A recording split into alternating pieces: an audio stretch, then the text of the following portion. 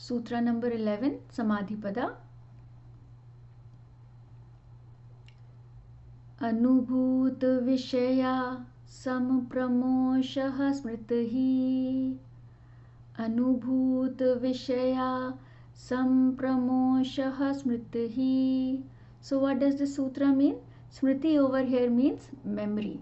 It means that once the mind is not in the above four modulations, pramana, viparyaya, vikalpa, nidra, then the mind is in smriti. Then the mind is in the modulation of memories.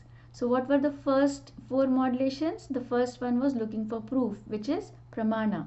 The second one was viparyaya, said that the mind is in wrong knowledge or false knowledge.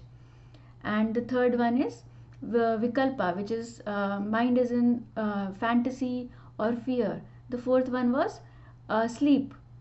And the fifth one is memory. The fifth modulation of the mind is memory. It means that once the mind is not in all the above four modulations, then what is happening? The mind is pulling some memories and is thinking on those memories. It is driving events from the past. Something has happened in the past, some experiences from the past, and it is in that modulation, in the modulation of the memory.